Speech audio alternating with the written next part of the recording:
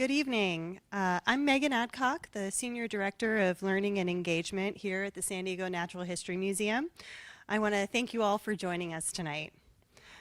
We all know we live in an extraordinary place, but did you know that San Diego County is the most biologically diverse county in the contiguous United States?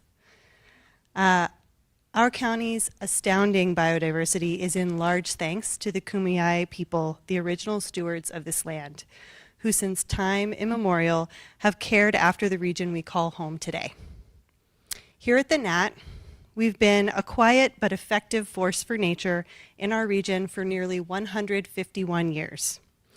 We were founded by a group of amateur naturalists in 1874, and since that time, we have been working to study, document, conserve, and inspire people about the natural world in our region, Southern California, and the Baja California Peninsula. Every day, our scientists are identifying new species, unlocking the relationships between plants and animals, and using science to conserve threatened and endangered species. In the coming years,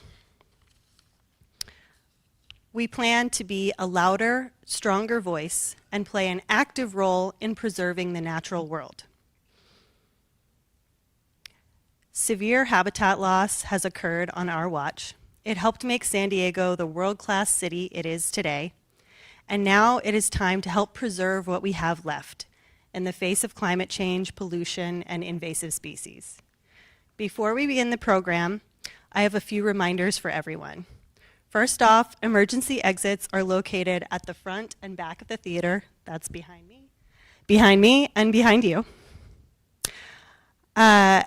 While we do ask that you silence your cell phones, we encourage you to continue tonight's conversation on social media using the hashtag Nat Talk. Now let's get to the program. This season of Nat Talks is made possible by presenting sponsor, the Downing Family Foundation, and media partner KPBS, the public media stations serving San Diego and Imperial counties. And with that, I'm pleased to announce tonight's speaker. Dr. Emily Taylor is a professor of biological sciences at California Polytechnic State University in San Luis Obispo, where she conducts research on the physiology, ecology, and conservation biology of lizards and snakes. A staunch advocate for improving the public image of snakes, especially rattlesnakes, Dr. Taylor is founder of the community science initiative Project Rattlecam, where members of the public help her and other scientists learn about rattlesnakes by analyzing photos and live stream footage from snake dens. She is also owner of Central Coast Snake Services, which helps people and snakes in California coexist safely and peacefully. She lives in Atascadero with her husband Steve and their menagerie of rescue animals, including Pax the dog, Baby the boa constrictor, Aperol Spritz the bearded dragon, and rattlesnakes Buzz and Snakeholio. Please join me in welcoming Dr. Taylor to the stage.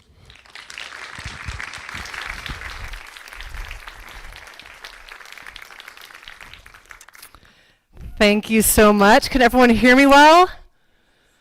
Awesome. I'm so excited to be here. Thank you all so much for coming out on this beautiful Monday night in San Diego.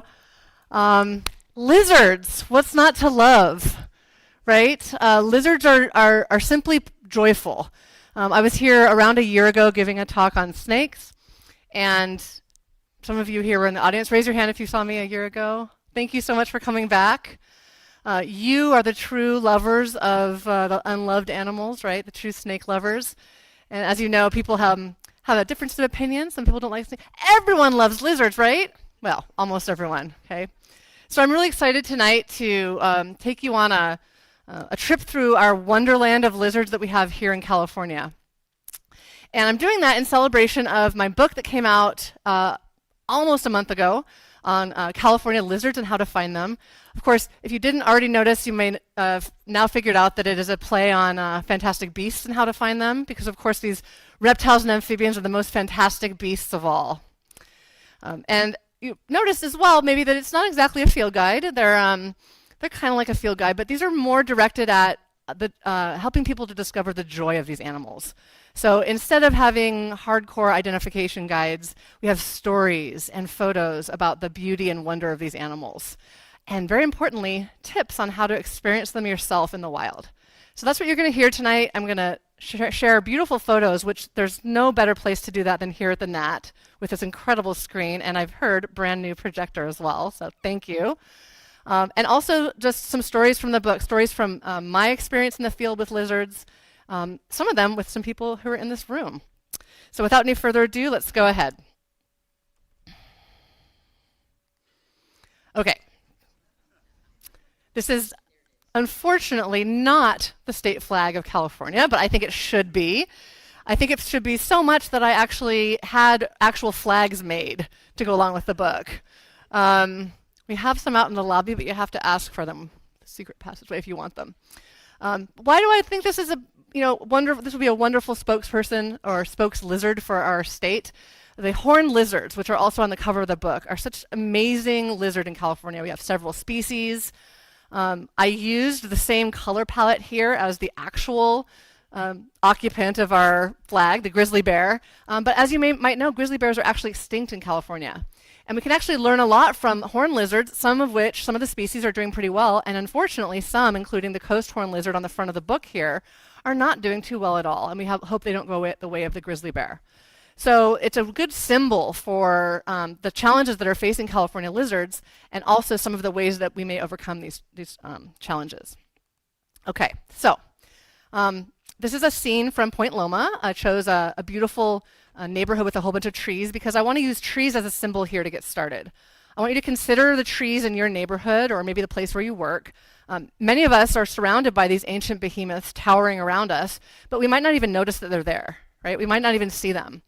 And I made up a term for this. I called it arboroblivion, the idea that we're just oblivious to the trees around us. Well, similar to this arboroblivion, some of us don't even take note of this incredible life we have zigging and zagging around us, the life of lizards. Oops. And so in this book, I write in the preface that I hope to conquer your soroblivion by piquing your interest in these tiny scaled creatures. California is home to nearly 60 species, and as you're going to hear shortly, not all of them are native, but most of them are. And many of them are highly watchable. So you're going to hear some stories from the book about some of these species. And we're just going to be taking you through a kind of photo journal of these incredible animals. So this graceful zebra-tail lizard here that lives in Southern California deserts, I got to see a bunch of them this weekend when I was on my class field trip for herpetology. They wave their conspicuous white and black tail bands at you to say, hey, I see you already. Don't even try to sneak up on me. It's not going to work. And then here's an example of a lizard that is not supposed to be here, right? This is a non-native female Jackson's chameleon that has an established population since the 1980s down the road from where I live in Morro Bay, California. And this animal just has some fascinating things that it can do, including this female right here. She's rapidly going to darken from this light green to a dark green when she gets harassed by an amorous male. Speaking of amorous males, a similarly hopeful granite spiny lizard, which is a common local lizard in many areas around here, he's going to flash that sapphire blue chest at females while performing these flamboyant push-ups to warn off intruding males in the distance. So California truly has an incredible diversity of lizards. They range wildly in size as one example. So we have our tiny desert night lizard here, smaller than your pinky finger, and for the most part it lives out its entire life within the bark or underneath the bark of dead Joshua trees. There are some exceptions, places where it lives elsewhere, but for the most part that's where it lives for its entire life. And then we can range on up to the biggest lizard in California, which is actually the Gila monster. We're going to talk about that later, but they don't really get that far into California. The biggest common lizard that we can find in California is the chuckwalla. And these chuckwallas can be as big as your forearm, and they're tied tightly to rock outcrops in many places that you go in the southern part of the state. They bask out in the open, and they hide from predators inside these crevices, also hiding from unfortunate herpetology students who are trying to chase them down, as we saw this past weekend. There's a chuckwalla doing its chuckwalla thing.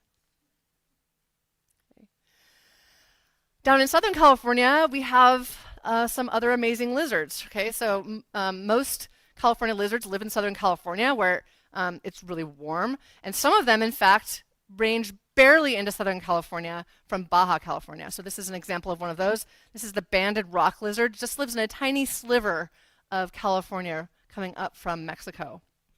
And it stops at the San Gorgonio Pass, which is the pass where the I-10 goes through. More on that later and why that's so interesting in terms of what lizards can teach us.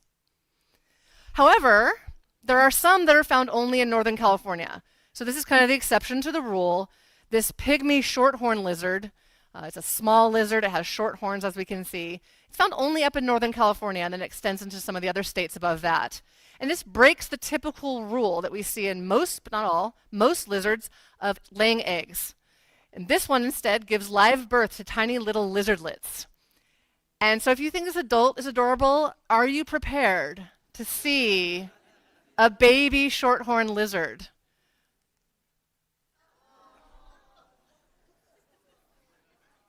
Enough said. So many other ways that California lizards vary in terms of other characteristics they have. Some lizards, like this granite night lizard, blend so well into the substrate they can be extremely difficult to find. It helps them to evade predators, of course, and also eager lizard enthusiasts sometimes. And then in contrast to this, we have some lizards that are very, very brightly colored.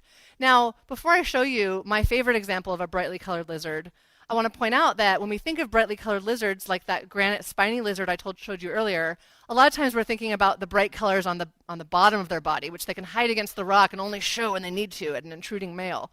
From the top, oftentimes they blend in, again, to avoid predators. Not this one. Look at that. This is a juvenile Switax banded gecko. This is what they look like as their babies. To my knowledge, scientists have not completely figured out what the purpose of this coloration is. Surely it means something. Stay away, perhaps. Drawing attention to my tail, so if I lose that tail, I still can grow it back. But of course, this is what the adult looks like. Thank you, Jeff Lem. He's here in the audience for sending me this picture. They start to blend in a lot more after this. Still pretty adorable, though. Okay.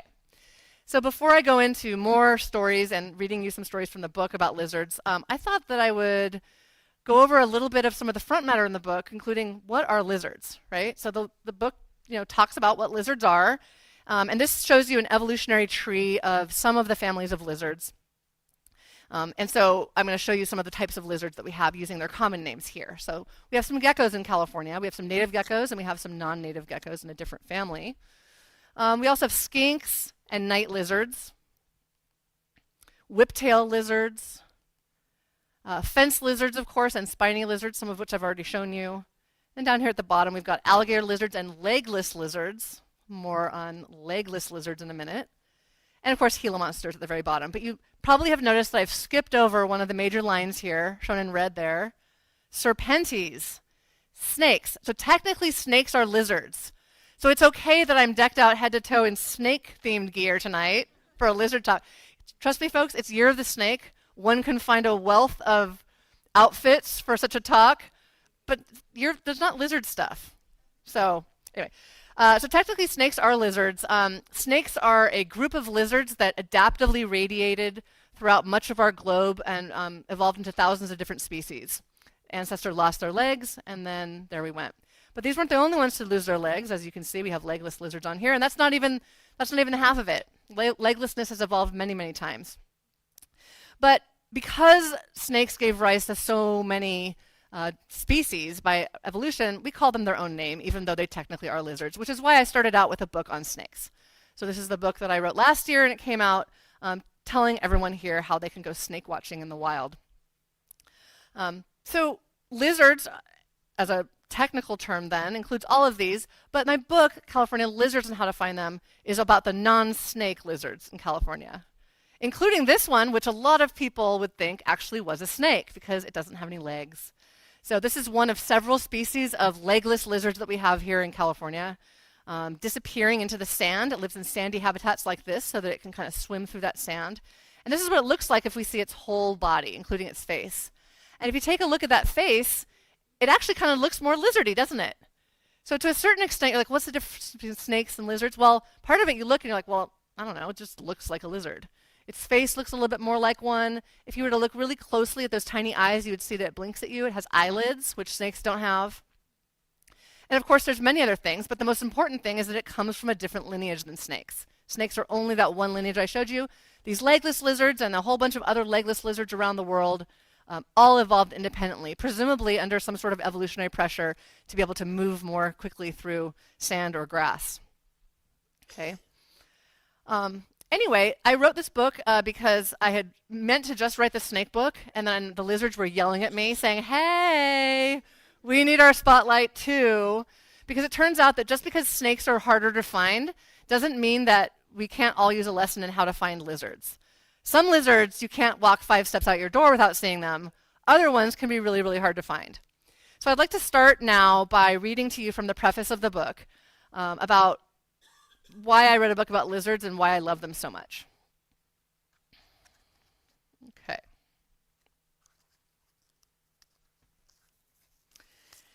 Do you love lizards?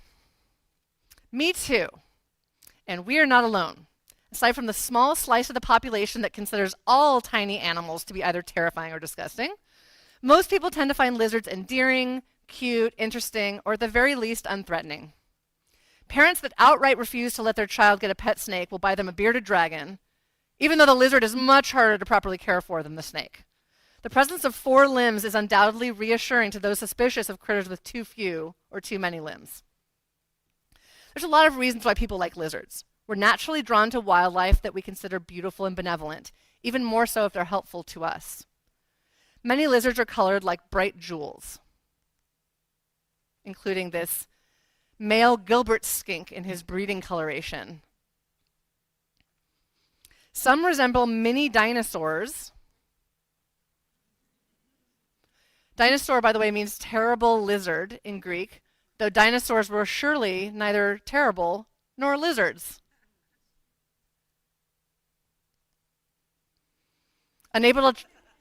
We all know this, right? Unable to chat verbally, these lizards perform a retinue of adorable behaviors to communicate with one another and sometimes even with us from their perches.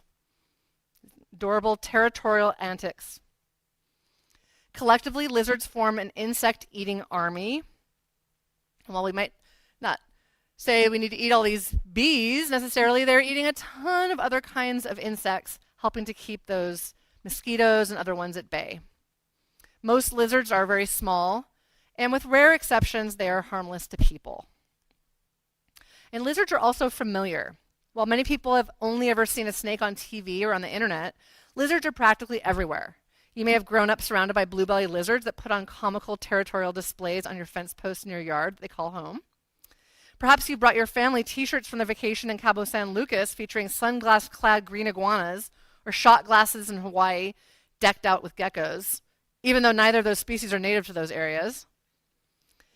Admit it, you laughed heartily at the Geico gecko's witticisms despite being annoyed at the commercial breaks. So the beauty and familiarity of lizards, especially the ubiquitous bluebellies or western fence lizards, are reflected in the artwork and stories of many indigenous groups in California. Also elsewhere in the Southwest, too. And lizards represent in these tales a spectrum of forces, all good, ranging from prosperity and luck to healing and rebirth. My favorite Native American lizard story explains how the blue-belly lizard got its bright colors. In an article in Bay Nature magazine, Greg Saris recounted this southern Pomo and Coast Miwok tale.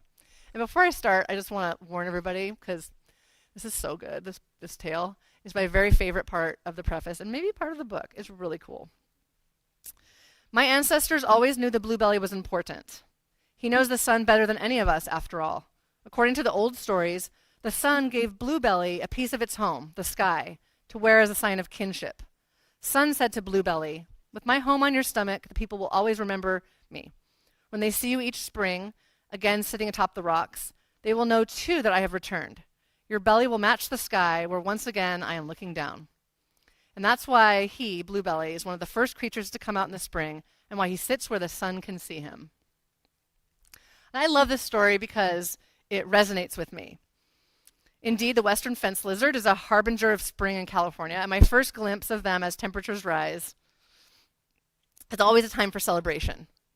It's time to shed sweaters for tank tops, to get those tomato seedlings into the ground, to prepare for all my favorite scaly creatures to emerge from their long winter sleep.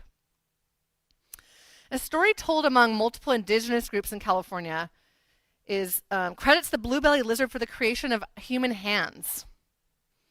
Some versions of the story say the lizard won a fight against the coyote, who was a creator of sorts, obliging the coyote to give people hands instead of paws. Others say it was of a friendlier persuasion, with the lizard advising the coyote to give people hands like a lizard so they could use tools.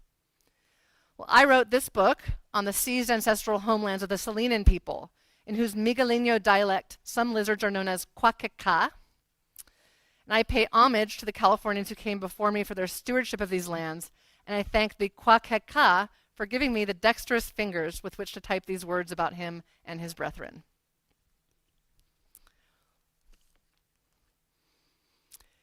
My book came out on April 22nd, and nothing to do with my book. On April 25th came out this wonderful article in the LA Times about the western fence lizard. If you haven't seen it, I strongly encourage you to check it out. Before the fence, there was the lizard, right? And among many other things, this article talks about how this wonderful animal, the western fence lizard, is the single most highly represented organism on iNaturalist in California. That people go out on their walks and they see these lizards and they put them in iNaturalist. And indeed, many times throughout the book, I encourage people to, if you haven't yet, get an iNaturalist account and start entering even more common animals like these. And I'm going to tell you a couple times tonight ways in which those data are being used by scientists to learn things from you as community scientists. But first, let's get back to some stories from the book and some reasons why I love lizards. So I'm going to just go through a few themes of things that I love about lizards, starting with one, of course, that they're adorable. And I'm just going to use a few examples for each one. I don't have time to go through all of them, right? There's 60 of them. But look at this guy. This adorable western banded gecko will melt the heart of the most stalwart hater of wiggly creatures. Occasionally, a reluctant student will enroll in my herpetology class. The western banded gecko on our Mojave Desert trip converts them every time. The eyelids make them look like they're sleepy, and the shape of their jaws gives them this appearance of a wry grin. And of course, if that's not enough, we can look at their whole body and what it looks like. We typically see a lot of these on this Mojave Desert field trip. And again, even though it was kind of cold and dry this past weekend, we still saw quite a few of these. They're pretty reliable. And we see them crawling the road at night, where they're the only nocturnal lizard species that we see. And they walk sometimes with their tails hoisted above their heads a little bit, where they look a lot like the desert hairy scorpions that you can also find. And indeed, it turns out that geckos in this family are often confused with scorpions worldwide, where people insist that they're venomous and that they can hurt you. Now, that's not true. These geckos are harmless to people. But if you are actually a scorpion yourself, you're in big trouble with these geckos, because they will come and grab you and they will shake you like your dog kills its little toy. So I always say that western banded geckos are adorable, but if they were scaled up to be kind of dragon-sized, they would be terrifying. Speaking of cute, babies are always cute. So behold this baby chuckwalla, right? It's born with a banded tail and an enormously fat belly. And that fat belly is to hold a really long digestive tract that will house all those symbiotic microorganisms that it needs to digest the plant food that it eats. As it grows, it's going to slowly lose most of that banded tail, but it will never lose the fat belly. And so the adorableness of this lizard continues. This Mojave fringe-toed lizard, yet another species, a chuckwalla. So the gecko, chuckwalla, and this one were the most common lizards that we saw this weekend on my field trip. Although lizards can't make expressions with their faces like we can, so many species of lizards look like they're smiling. In this case, for the fringe-toed lizards, they kind of have an upturned shovel snout so that they can burrow really quickly through the sand to get away from predators. And again, unfortunately, sometimes to get away from eager herpetology students. All right, moving along. Lizards also live in beautiful places. We could basically just go on a photo tour of California and we could show off all the lizards that are there. But we don't have time, so here's a few places that I love, these incredible photos showing off not just the lizards that live in these places, but the actual places behind them. These photographers, right, who let me use their photos for this book are incredible. So lizards abound in our beautiful state, every corner of it, from extensive networks of mountainous terrain. And this western whiptail lizard is not just in the mountainous terrain. It's also down in our deserts. It's down near our coast. It's in many places in our state. All the way, of course, to our beautiful sandy beaches. Now, this is the coast horned lizard, which is the one that's featured on the cover of the book. This is the one I talked about earlier that isn't doing so well in parts of California. Well, on beaches, especially beaches that have lots of vegetation and not as many people, they're actually doing okay in some places.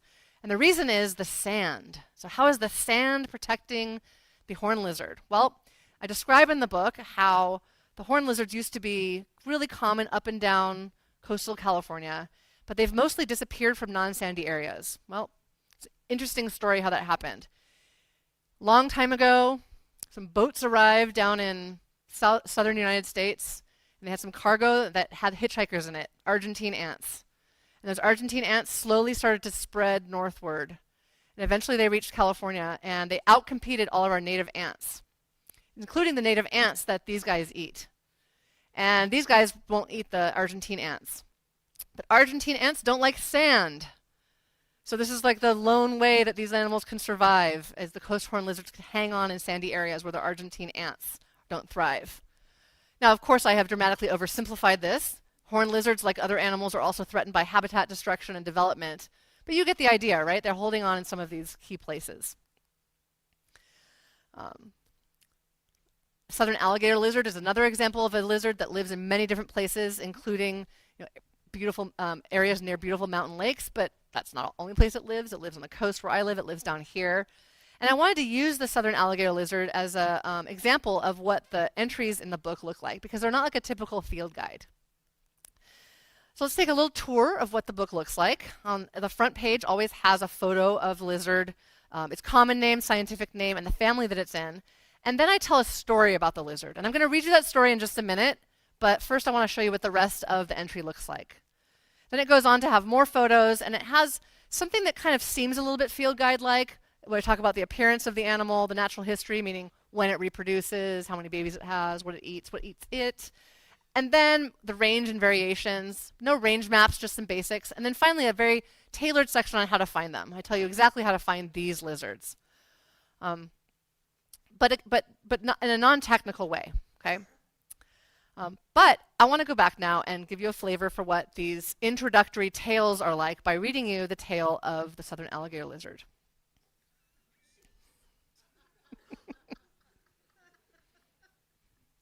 All right, so this is the intro part of that species account. Okay, if you live in Southern California, you might have seen an article in the newspaper or on your social media feed around Valentine's Day each year asking you to be on the lookout for lizards in love. The article instructs you to report any sightings of courting southern alligator lizards to iNaturalist or directly to researchers at the Natural History Museum of Los Angeles County. Then oops. Wrong one. Let's see if I can get rid of that. Oh, that's my bad. Sorry about that. I keep clicking the wrong thing. That's how I'm going to do it. Okay. Okay. One moment.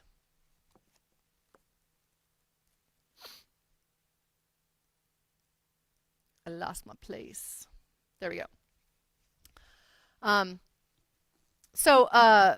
What does courtship look like in southern alligator lizards? Alas, there are no miniature bouquets or boxes of chocolate being gifted, nor is there any holding of tiny, scaly hands. Instead, a male alligator lizard bites onto the nape of a female's neck while waiting until she acquiesces to mating with him. These love bites can last for hours or even days. By asking community scientists like you to report observations, the scientists have learned far more about alligator lizard reproduction than they would have on their own, showing that science truly is a collaborative endeavor between scientists and members of the public. Okay. So that's the kind of style of the species accounts, right? Not hardcore field guide. We have great field guides already. Much more a kind of love stories to these lizards, in some cases quite literally. Okay, more. Lizards can teach us some things. So lizards can teach us about things that go beyond the world of lizards. And there's many examples in the book, and I've chosen one that is kind of Southern California oriented and very meaningful for this area. And that is, you probably know that there's a greater diversity of lizards in Southern California than Northern California. And one obvious reason for this is the climate. Lizards are more common in hotter areas, so that includes down here in Southern California. Well, the one thing you might not know about is that the Baja California Peninsula, just south of here, south of San Diego, has an amazing biogeographic history. And I'm not talking about a recent history, I'm talking about a long, deep history. So it turns out that Baja California used to actually be connected to mainland Mexico, quite a ways south. And it broke off and was an island for many, many, many millions of years, slowly moving northward.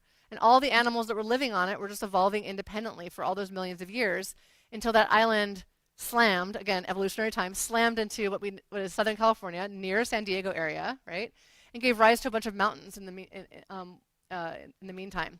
Some of those animals moved north, some from mainland moved south, mixing occurred. But we see this in the uprising that caused some of the mountains just north of us here, well, a little ways north of us here, honestly, like the San Jacinto Mountains.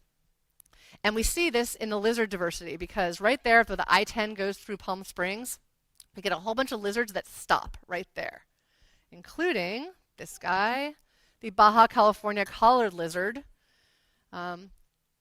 Studies on this lizard and other species like it show that in many cases they just occupy Baja California, parts of that, and a tiny sliver up through perhaps San Diego and Imperial and Riverside counties, and then they just stop right there at the San Gorgonio Pass, which is what makes it so fun to go to that area, the San Gorgonio Pass, and in one day you can go herping on the south side and on the north side and see totally different types of lizards and plants and other things too. It's a really, really cool place to be.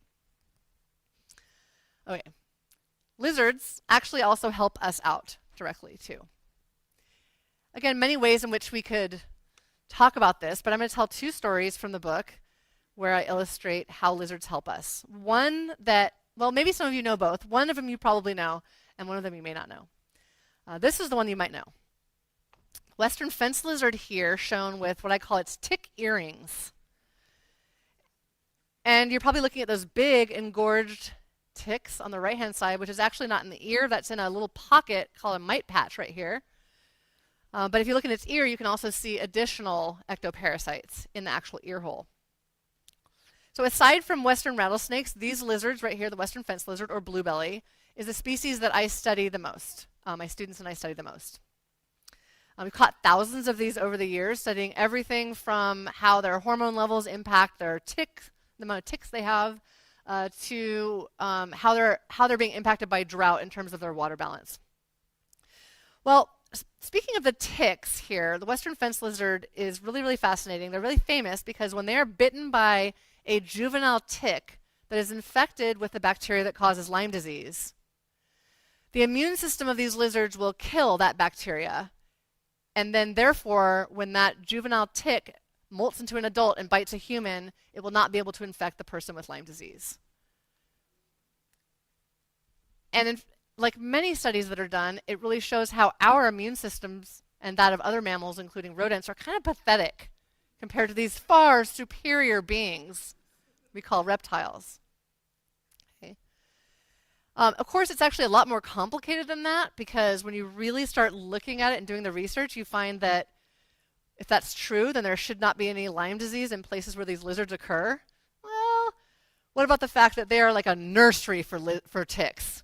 They're just breeding ticks on them, and then of course some of those ticks go and feed on a host that doesn't kill Lyme disease, and then they can spread it. So it's actually really complicated, but we can still learn a lot from what these lizards do for Lyme disease control. Okay, the other story, which you may not know about, actually involves a venomous lizard, California's only venomous lizard, the Gila monster. Like I said before, this is the biggest lizard in California. It barely gets into our deserts, our extreme eastern deserts. Just a handful of them found in recent decades.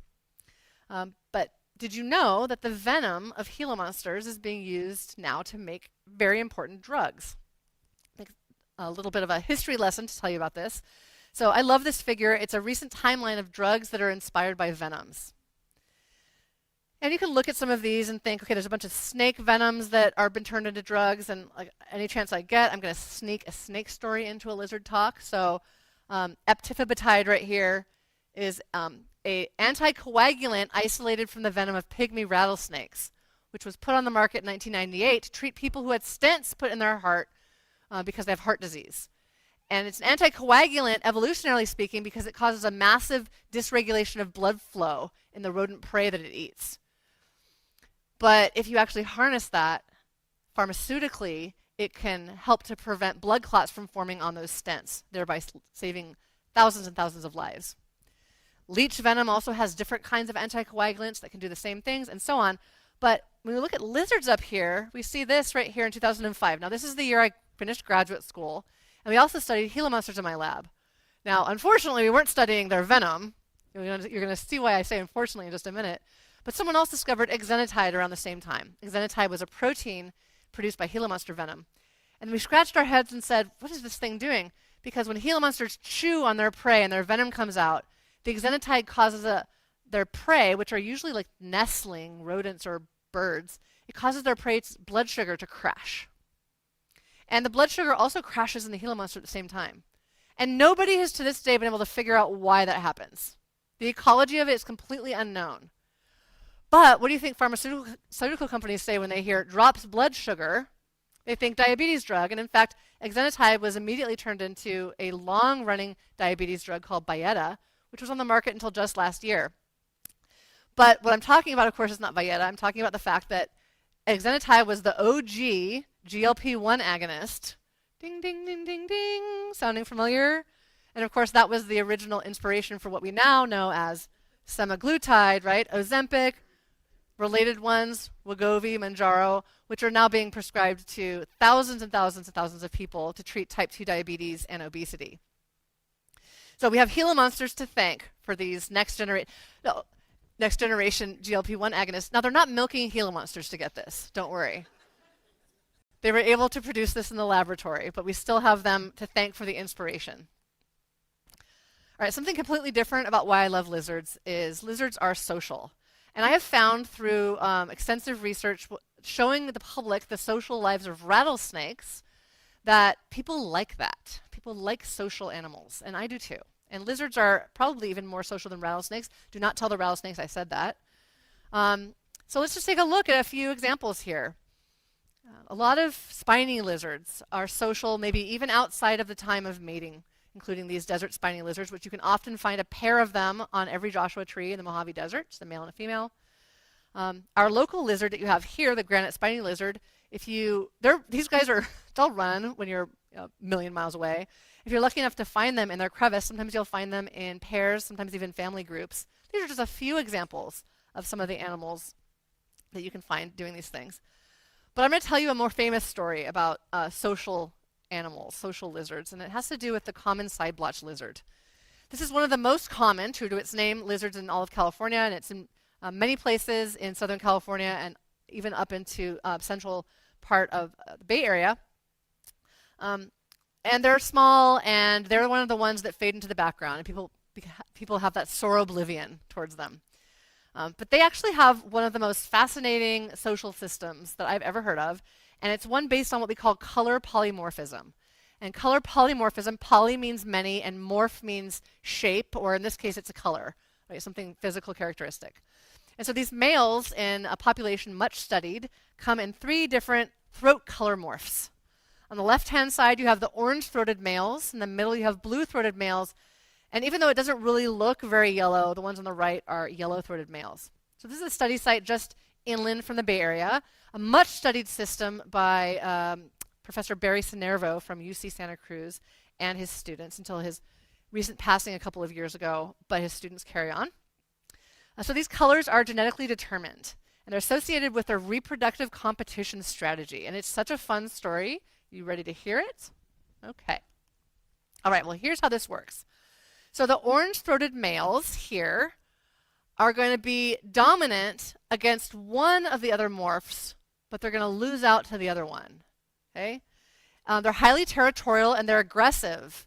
And so they are going to steal the territories and also the female lizards on the territories of the blue-throated males, which we call mate guarding lizards. Okay, so the orange-throated ones beat the blue-throated ones kind of like a rock beats scissors in a rock, paper, scissors game. Think you see where I'm going here? Okay. The blue-throated males, on the other hand, beat out those yellow-throated males because the yellow-throated males are sneakers, meaning they don't have territory at all. They just sneak around and sneak and mate with the other males, females. But the blue-throated males are kind of immune to this because they're guarding a female really closely.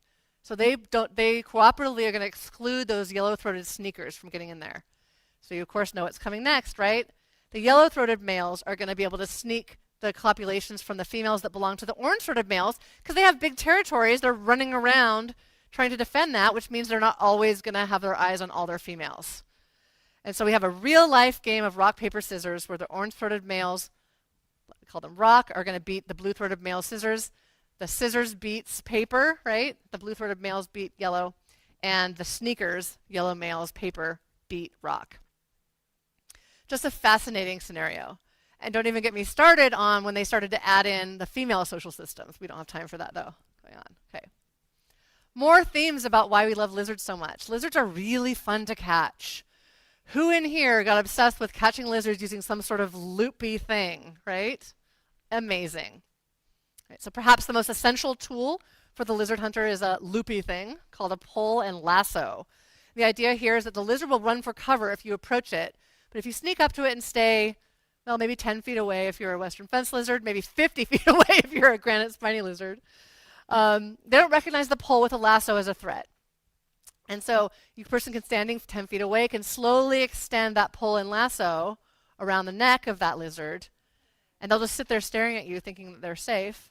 And then you tug the lasso and you've got a lizard on a fishing pole.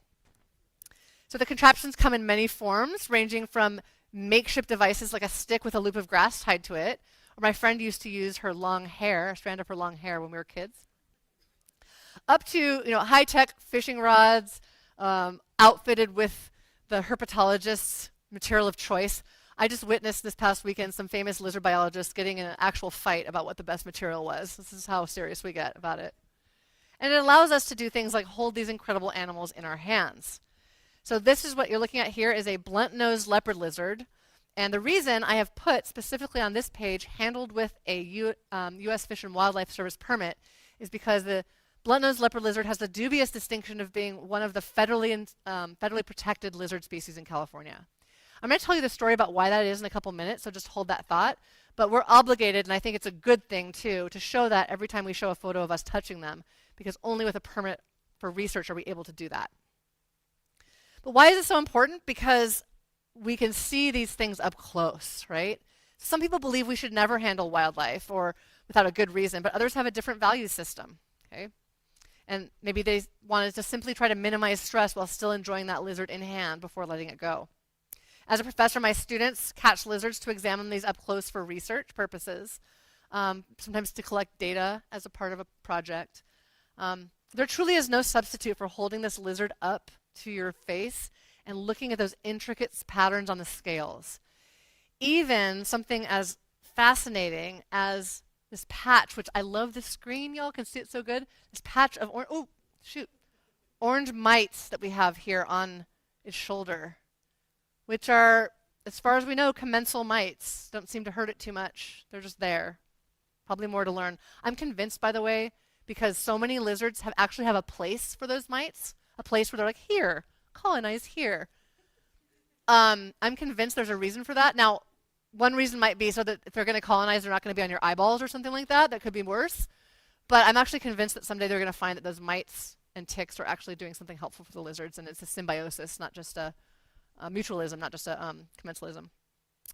Anyway, in the book, I talk a lot about this. I implore people to seek balance when handling wildlife and think about when you should catch that lizard versus when you shouldn't.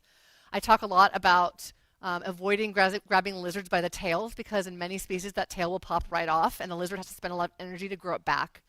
I talk about state, federal, and local regulations and how we need to follow those too, and just help people navigate kind of when they should and shouldn't catch lizards. Okay? Because it turns out that lizards are really fun to watch.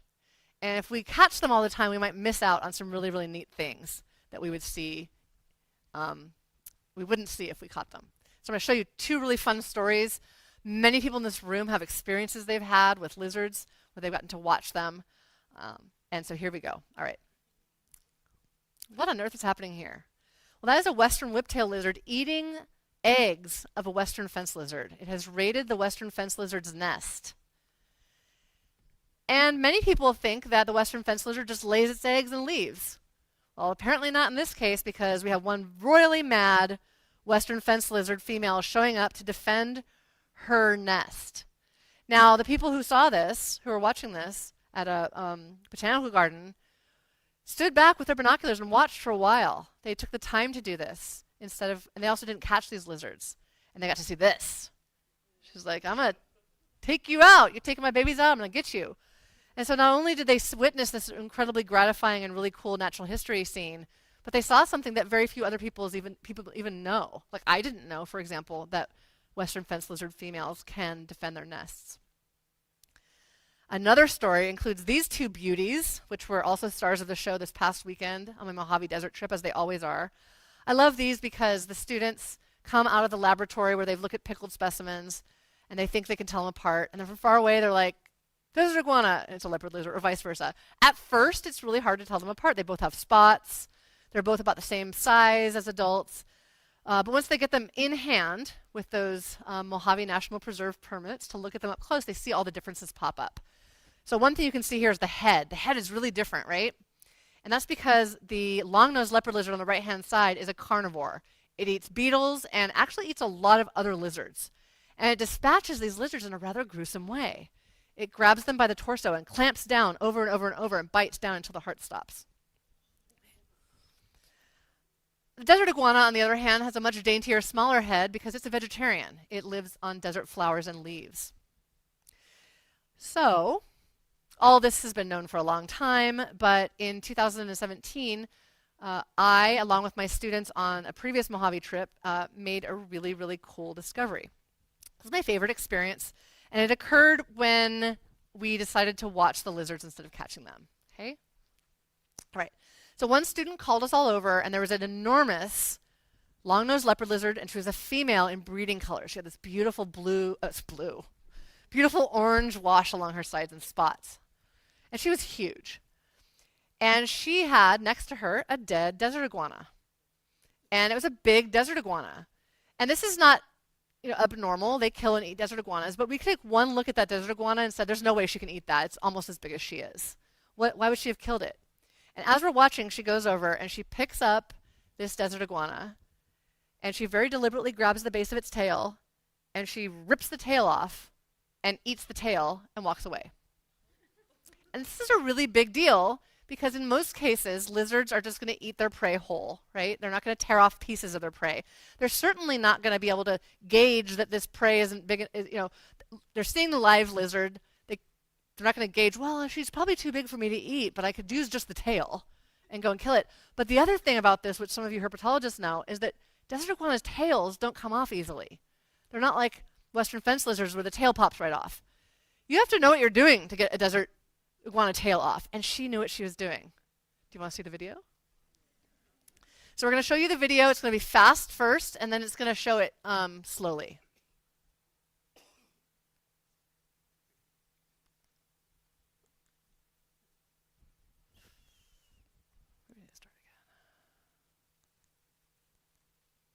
There we go.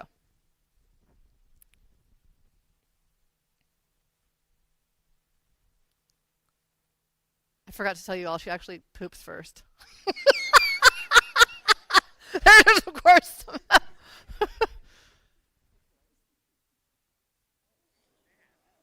Now watch this.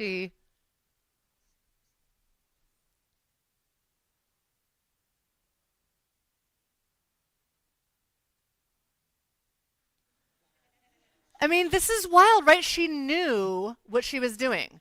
And she literally killed an animal to harvest its body part, take it off and eat it, and not eat the whole thing. That is extremely unusual. I was tempted to show you this video with the sound on because I was like, oh my God. Ugh. And then in the slow motion, it was like, you guys. I didn't want to decorum. It's on YouTube. You can hear the sound if you go and find that one. All right. Moving on some more. Some lizards are not supposed to be here. I alluded in the beginning of the talk to the fact that California is home to a number of introduced lizard species. And especially Southern California, we're home to a large and ever-increasing number of non-native lizards. So as I wrapped up the writing and editing of the book in fall 2024, at least 14 species of non-native lizards have made their homes in Southern California. That means that 1 in 5 species of lizards in California are not supposed to be here, and they were introduced here either on purpose or accidentally by a person. So in each of the species accounts, I discuss these tailed invaders stories, like actually how they got here, where they are, etc. You'll see that many of the species actually occupy residential areas, suburban residential areas in California, where they thrive in our yards, climb about brazenly on our houses, and live underneath our roof shingles. The word for wild animals that thrive in areas with humans is synanthrope. Syn meaning with, and anthrope meaning person.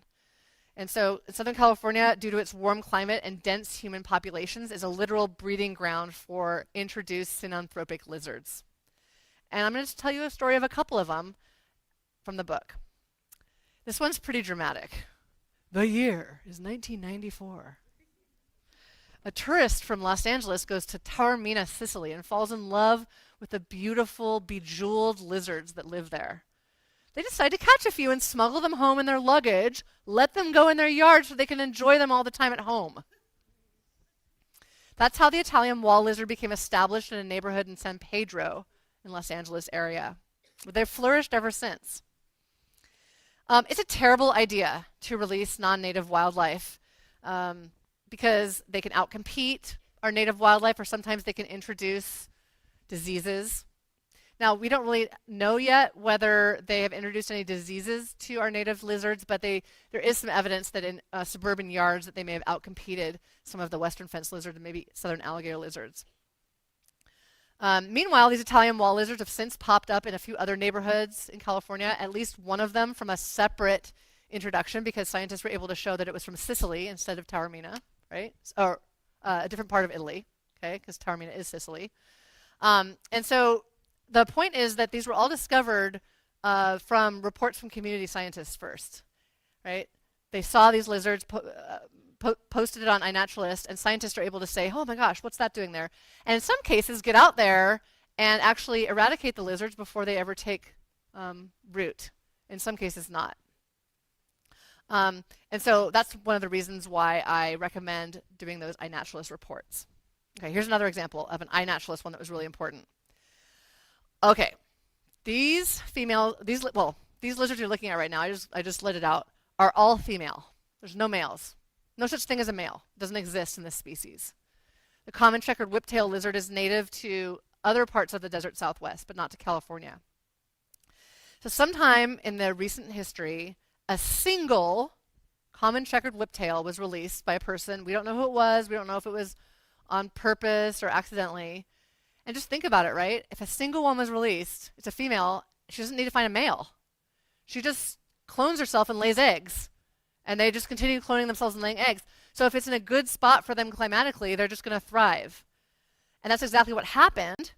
But what made it worse was that these common checkered whiptails superficially look a lot like our native western whiptail lizards.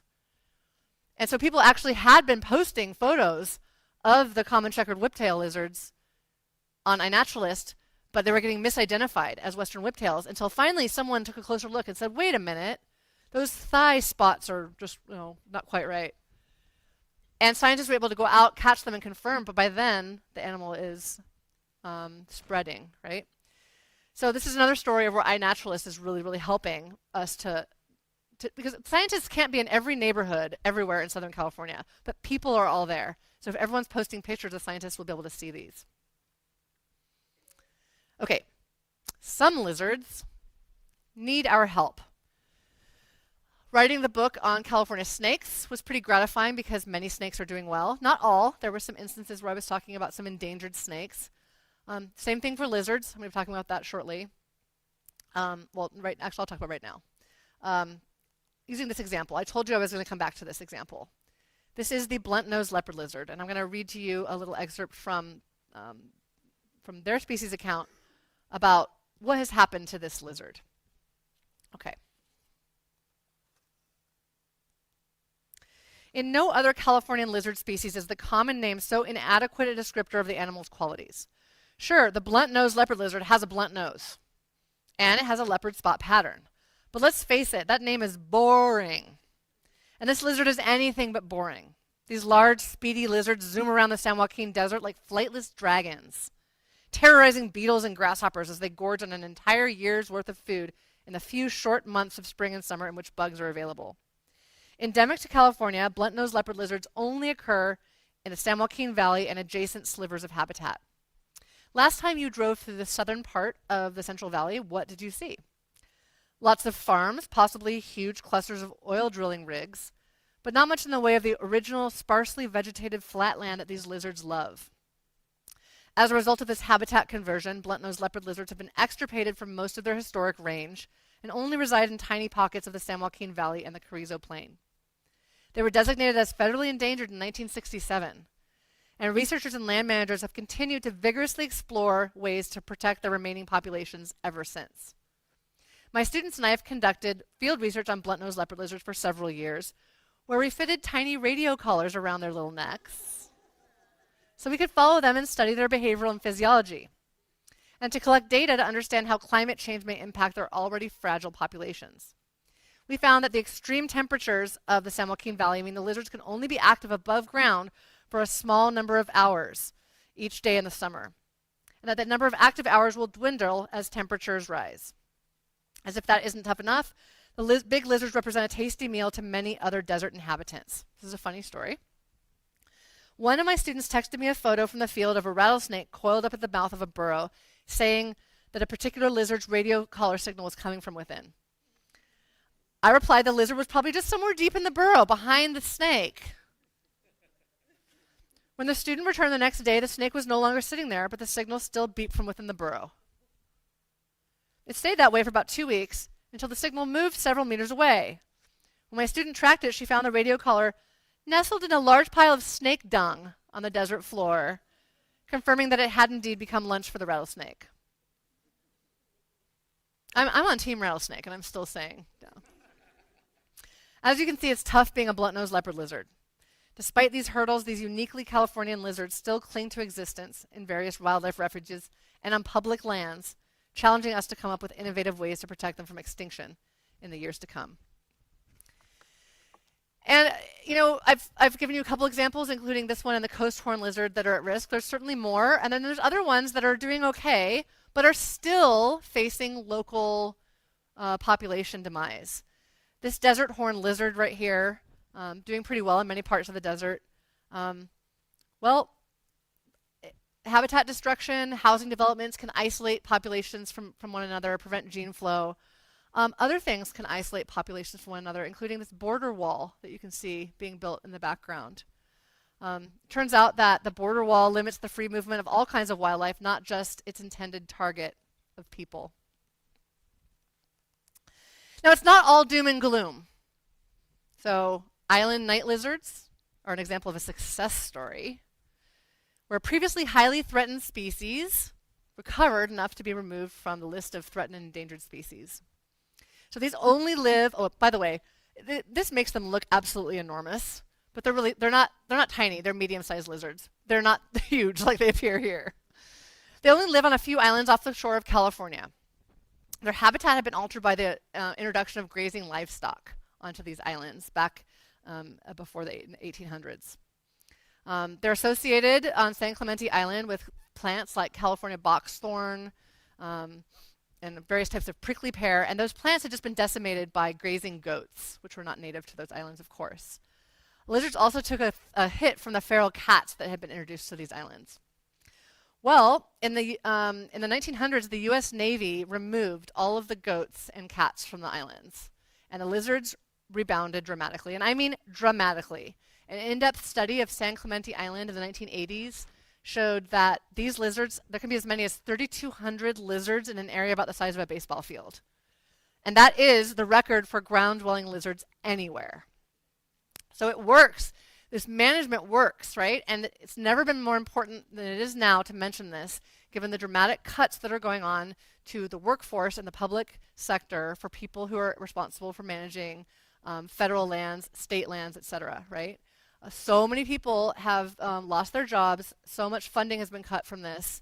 And these animals are going to suffer for it. So please keep the lizards and other animals in mind as you consider in future ways that we can support public lands and these lands that are, and the people who work there who are so key to the continued success for these animals. Okay, so I hope you've enjoyed this presentation on California lizards. It truly is a wonderland of lizards. You know, finding the lizards is the first half of the battle. Next thing is you need to watch them. So I hope you'll pick up my book at the gift store, which is for sale over there. Maybe grab some binoculars or a camera with a good zoom lens and go out on some lizard watching hikes. Resist the urge to capture them, at least for a little while, because you never know what you're going to see. Because lizards do really, really cool stuff. Okay, so like I said, you can get the California Lizards book from the gift store. We also have some swag for sale. And I was telling you before that it's never been more important to support our public lands and the people who work there. Well, scientists' funding is getting cut too. And one of the ways that I raise funds for my lab is via swag. So the proceeds from these all go to supporting my lab's research, mostly on snakes, but some research on lizards. We have t-shirts, we have youth and adult sizes, all the sizes. I also have those flags, but you have to ask for it. They're not out if you want those too. And then just so again, the other stuff is for sale at my booth out front where I'm also signing the lizard books, but the lizard book you'll buy at the gift shop. Also excited for an announcement here is that in February, California amphibians.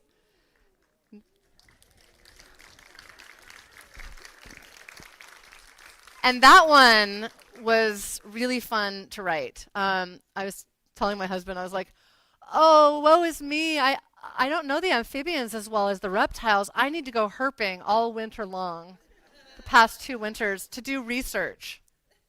And I did. So hopefully I'll be back here in less than a year and I can give a talk showing you some incredible photography from the book, none of which is me, right, the photographs.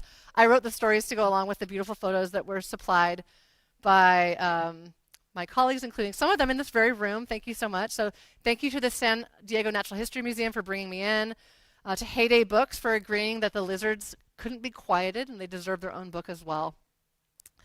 To the fact checkers and everyone else, especially Steve, my husband here in the front, who does everything, including he's answering the snake hotline this whole time while I've been on the phone.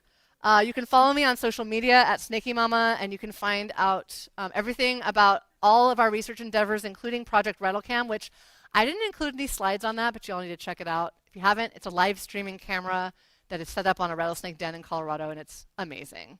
Next year, we're going to have a third camera. We have one in California. I know, it's very exciting. California, Colorado, and timber rattlesnakes in Pennsylvania coming next year.